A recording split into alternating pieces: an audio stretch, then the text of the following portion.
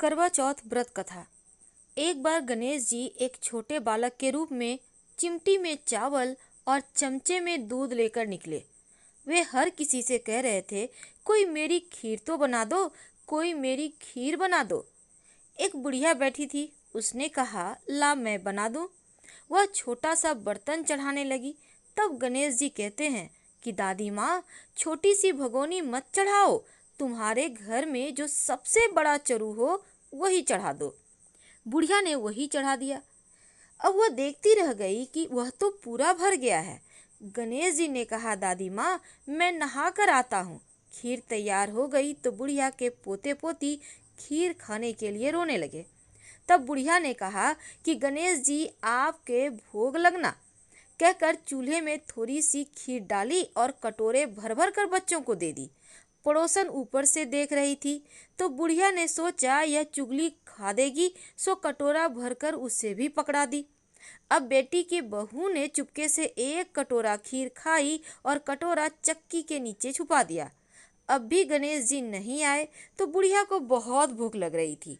एक कटोरा खीर का भरकर किवाड़ के पीछे बैठकर एक बार फिर कहा, जय गणेश जी, आपके भोग लगना, और खाना शुरू कर दिया। तभी गणेश जी आ गए तो बुढ़िया कहती है, आरे गणेशया, खीर खा ले, मैं तो तेरे ही राह देख रही थी। तब गणेश जी ने कहा, दादी माँ, मैंने तो खीर खा ली। बुढ़िया ने कहा, कब खाई? गणेश जी ने कहा, जब तेरे पोते पोती ने खाई तब खाई, जब तेरी पड़ोसन ने खाई तब खाई, जब तेरी बहू ने खाई तब खाई, और जब तूने खाई तो पेट पूरा ही भर गया। बुढ़िया ने कहा, बेटा, और सारी बात तो सच है, पर बहू बिचारी का तो नाम मत लेवो, वो तो सुबह से काम में लग रही है, उसने खीर कब खाई भला? तब गणेश जी कहते हैं, चाकी के नीचे देख, जूठा कटोरा पड़ा है, तूने तो मेरे को भोग लगाया, वो तो वैसे ही खा गई। बुढ़िया ने कहा, बेटा, घर की बात है, घर में ही रहने दो। अब बताओ कि बची हुई खीर जो है उसका क्या करूं? तब गणेश जी कहते हैं, नगरी में जिमा दे।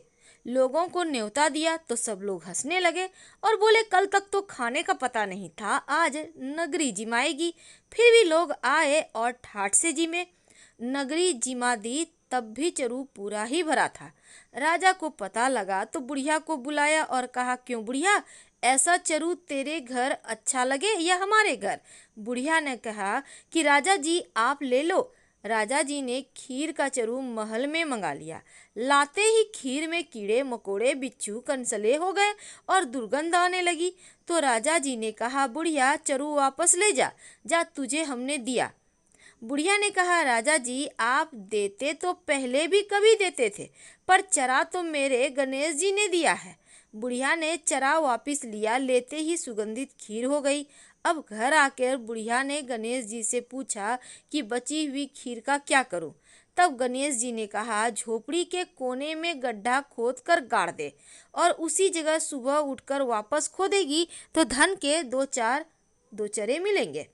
ऐसा कहकर गणेश जी अंतर्ध्यान हो गए और जाते समय झोपड़ी के लात मारते गए तो झोपड़ी के स्थान पर महल हो गया। अब सुबह बहू ने फावड़ा लेकर पूरे घर को खोद दिया तो कुछ भी नहीं मिला। तो बहू ने कहा, सासू जी, थारो गणेश जी तो झूठो है। सास ने कहा, बहू, हमारो गणेश जी झूठो तो नहीं है, ला मैं देखूं। और वह सुई लेकर खोदने लगी तो टन टन करते दो धन के चरे निकल आए। बहू ने कहा, सासू जी, गणेश जी तो साचे हुए। सास ने कहा, गणेश जी तो भावना के भूखे हैं। हे गणेश जी, जैसा तुमने बुढ़िया को दिया वैसे ही सबको देना, और कहानी कहने वाले, हुंकारा भरने वाले, कहानी सुनने वाले सबको देना। हर हर महा